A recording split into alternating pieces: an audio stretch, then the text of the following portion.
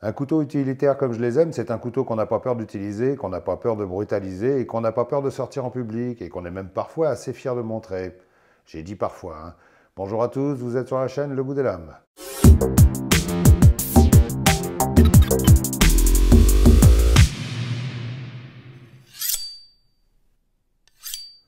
Aujourd'hui, je vous présente une nouveauté de chez Concept, le Corvid S.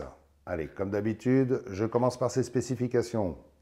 Il fait une longueur totale de 17 cm, longueur de lame 7 cm 3, longueur de tranchant 6 cm 6, hauteur de lame 3 cm 7, épaisseur de lame 3 mm, longueur du manche 9 cm 6, épaisseur de manche 13 mm. La lame est en acier CPM S35VN, dont la dureté n'est pas spécifiée, mais bon, ça doit avoisiner les 60 HRC, de forme cleaver, avec une émouture plate et une finition stone washed.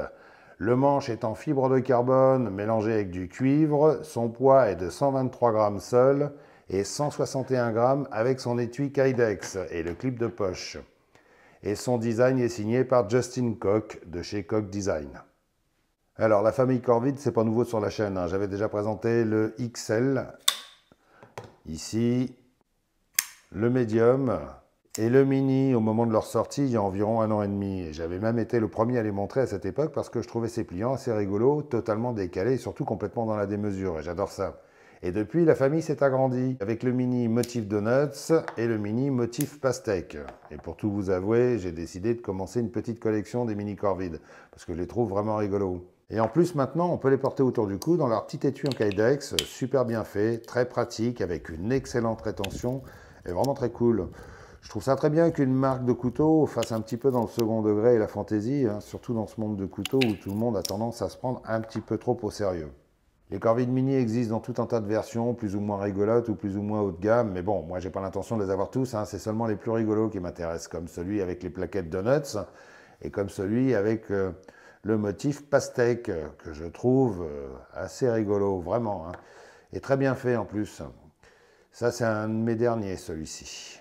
Ces petits trucs sont vendus entre 60 et 80 balles selon le travail effectué dessus. Et la majorité, c'est de l'acier 154 cm avec des roulements à billes céramiques, hein, comme les grands. Et je trouve qu'avec ces minuscules couteaux à collectionner, Concept a eu pas mal donné parce qu'ils ont beaucoup de succès, hein, surtout aux USA. Hein. Par contre, l'étui, lui, est vendu séparément. Hein. Bref, si ça vous intéresse, je vous mettrai un lien en description. Mais revenons à l'objet de cette vidéo, c'est-à-dire le Corvid S. Alors pourquoi S? Eh bien je ne saurais pas trop répondre, hein. Peut-être qu'ils ont dans les cartons un L ou XL qu'on verra bientôt apparaître, hein. Je suis curieux de voir ça. Celui-ci c'est plutôt un couteau de type EDC, c'est-à-dire facile à trimballer avec soi partout et tout le temps, d'où le terme EDC qui veut dire Everyday Carry, que vous entendez partout sur les chaînes de couteaux et de lampes, hein. Je rappelle tout ça pour ceux qui découvrent le monde des couteaux, il y en a pas mal, hein, mais je trouve ça très bien. Et donc ce Corvid S est un EDC fixe, et un EDC fixe très solide et d'excellente fabrication, comme on a l'habitude avec Concept. Et j'insiste bien là-dessus, parce qu'il a des finitions vraiment parfaites. Il n'y a rien à redire, aucun défaut à relever, c'est du travail très soigné. Tout est bien aligné, bien ajusté. Les vis de ce modèle précis sont apparemment en laiton, je trouve que ça colle très bien avec les plaquettes carbone et cuivre. Il y a des intercalaires noirs entre la lame et la plaquette, c'est un petit détail esthétique sympa. À l'extrémité du manche, il y a un trou pour passer une dragonne. Il tombe un peu dans la main, mais bon, ça va, ça passe. C'est difficile de faire mieux avec un manche de cette longueur. Parce que, comme on peut le voir, il est assez court, hein. Sans utiliser le finger shell, je suis sur une prise 3 doigts. Par contre, en mettant l'index dans le finger shell et en me serrant un peu, je suis sur une prise 4 doigts assez confortable. Et je n'ai pas des mains très fines, hein, vous avez pu remarquer. Donc, l'usage du finger shell est quasiment obligatoire. Et c'est ce qui fait la particularité des Corvid. Ce gros finger shell n'est pas là que pour faire de la figuration. Il est vraiment fait pour être utilisé. Même si je suis plutôt réfractaire aux encoches de doigts, je dois reconnaître que sur ce couteau, ça fonctionne très bien. On a une bonne ergonomie générale. Sur les deux plaquettes, on a deux grosses rainures bien profondes qui apportent un peu de grip, mais qui font surtout partie de l'identité visuelle de la série Corvid. La lame fait 3 mm d'épaisseur, ce qui est tout à fait raisonnable. Et comme elle a une hauteur assez conséquente, avec une émouture plate totale, ça lui donne un pouvoir de tranchage bien efficace, hein. Et même avec cette grosse rainure tout en haut qui n'est pas du tout gênante. Et avec sa forme cleaver, ça fait un excellent hachoir de poche et ça fait un bon tartineur à confiture. Par contre, ceux qui ont l'habitude d'utiliser la pointe de leur couteau pour faire des petits trous risquent d'être un petit peu désarçonnés, hein. C'est pas la forme idéale.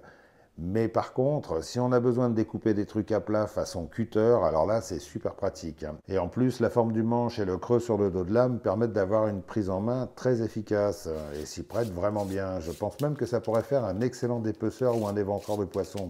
Mais n'étant pas chasseur ni pêcheur, vous me reprendrez si je me gourre. Sinon, le gros avantage d'une lame de cette forme, c'est qu'en société, ça attire tout de suite la sympathie et l'intérêt des gens, surtout les filles, hein, me demandez pas pourquoi. Mais surtout, le plus important, c'est que ça endort leur méfiance. Je parle des gens, hein, pas des filles. Un couteau sans pointe, on s'en méfie pas trop en général, hein. On pense même que c'est pas dangereux. J'ai souvent abordé l'aspect psychologique des couteaux et l'impact que certaines formes de lame ont sur les gens. Et j'ai remarqué qu'il y a des formes plus effrayantes que d'autres, comme les Bowie par exemple, ou les formes clip point en général, qui ont tendance à inquiéter les gens, alors qu'une lame de forme chip foot ou drop point, ça va faire moins peur. Et c'est complètement irrationnel parce qu'elles sont aussi dangereuses les unes que les autres. Si vous avez déjà remarqué ce phénomène, dites-le en commentaire. Donc mettez-vous dans la peau des gens qui vous voient sortir un couteau sans pointe comme celui-ci, ça passe presque inaperçu parce que les gens oublient qu'un couteau à la base c'est fait pour couper et pas pour planter. Du coup, celui-ci vous pouvez facilement le sortir en public sans déclencher une panique générale. Sauf bien sûr si vous criez Allahu Akbar en même temps, hein, c'est l'expression à la mode en ce moment. Bon, ok, comme d'habitude je grossis un peu le trait, mais bon, vous avez compris l'essentiel de ce que je voulais expliquer. L'étui Kydex est très bon, il est bien réalisé, il est bien moulé, la rétention est parfaite, il n'a aucun jeu. Le clip fixé dessus est assez bien foutu, il ressemble un peu à ceux qu'on trouve sur les couteaux pliants mais en plus large, ce qui permet de passer une ceinture d'une largeur assez classique de 3,5 cm. Du coup on peut porter ce couteau très près du corps en mode IWB, en langage initié youtubien qui veut dire Inside the Waistband, c'est-à-dire à l'intérieur de la ceinture du pantalon, ou OWB, qui veut dire Outside the Waistband, qui signifie à l'extérieur de la ceinture. Et il permet aussi d'accrocher le couteau sur le bord de sa poche en laissant le manche dépasser. Mais bon, c'est sûr, c'est pas très deep carry, mais c'est pas non plus le couteau qu'on trimballe partout dans sa vie citadine, hein, ou alors dans un sac. Mais si on veut garder son fixe à portée de main quand on travaille sur un chantier ou dans une entreprise agricole, ce sont des exemples, hein, ou simplement dans ses activités forestières, le principe est plutôt pas mal. Par contre, si j'avais un petit reproche à faire sur ce clip, je le trouve un petit peu trop souple. J'aurais aimé qu'il soit un petit peu plus rigide pour mieux accrocher le bord des poches. Et si j'avais un autre reproche à faire sur l'étui, c'est encore une fois l'écartement des œillets qui est carrément n'importe quoi, hein. J'ai essayé d'utiliser différents systèmes que je possède, rien à faire, rien ne va. On peut juste mettre une seule vis, ce qui est un petit peu juste. C'est un peu chiant parce qu'encore une fois, les marques chinoises n'en font qu'à leur tête sur les espacements des trous. Du coup, on ne peut utiliser que les clips qu'ils proposent. Ou éventuellement utiliser un Ulticlip, ce qui n'est pas bête du tout. Ulticlip, pour ceux qui ne connaissent pas, c'est une marque américaine qui fait des clips avec un système de verrouillage super puissant, très apprécié par les porteurs d'armes dissimulés, parce qu'ils permettent de fixer le holster directement sur le bord d'un pantalon, sans être obligé d'avoir une ceinture. Et c'est aussi un système très apprécié par les porteurs de couteaux fixes, parce qu'il permet de dégainer très rapidement en mode autodéfense sans avoir l'étui qui vient avec le couteau. Et l'avantage des Ulticlips, c'est qu'ils s'adaptent à presque tous les étuis. J'aurais bien aimé vous montrer, j'en ai un quelque part sur un de mes étuis, mais impossible de remettre la main dessus. Sinon, les autres systèmes de type TechLock ou BladeTech, que j'ai souvent montré sur la chaîne, ont des trous avec des normes précises qui permettent de les mettre sur la majorité des étuis. Sauf les étuis chinois, parce qu'apparemment les Chinois fabriquent chacun de leur côté et sont incapables d'adopter un standard. Vous prenez n'importe quel étui de couteau de marques chinoises différentes, vous n'avez quasiment aucune chance de tomber sur des écartements qui correspondent. Et là, je vais lancer un cri de colère aux fabricants chinois. Mais bordel, quand est-ce que vous allez enfin vous accorder sur l'écartement des œillets pour les rendre universels, merde? Ouf, ça fait du bien. Vous avez vu ce cri de colère, hein? Ceci dit, on peut toujours virer le clip et porter ce couteau en tour de cou. C'est peut-être même comme ça que je vais le porter le plus souvent.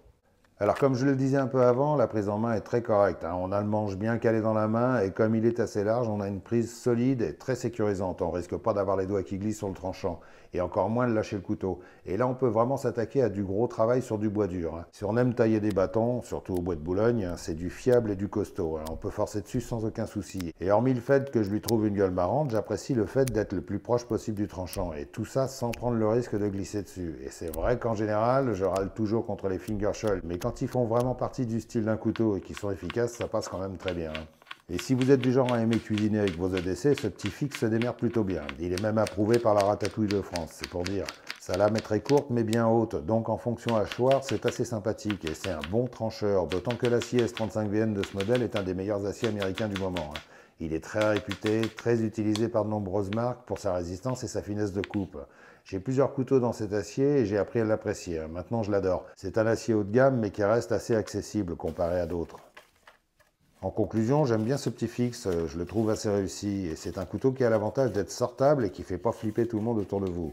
Et si on aime son allure bizarre et qu'on veut du solide, c'est un assez bon choix. Le prix de ce modèle dans cette version de carbone et S35VN est de 94 € sur le site de Concept. Et il est aussi décliné en version 14C28N et plaquette G10 ou micarta à 56 € environ. C'est plutôt pas mal. Je vous mettrai un lien dans la partie description. Et comme c'est tout nouveau, pour le moment, on ne le trouve pas encore partout. On le trouve que sur le site de Concept. Voilà, je vous remercie d'avoir regardé cette vidéo. Si elle vous intéressait, faites-le savoir en mettant un pouce gratifiant et en donnant votre avis sur ce couteau. C'est intéressant de savoir comment les gens comme vous qui s'y connaissent le trouvent. Mais c'est surtout intéressant de savoir comment les gens qui ne s'y connaissent pas du tout le perçoivent visuellement.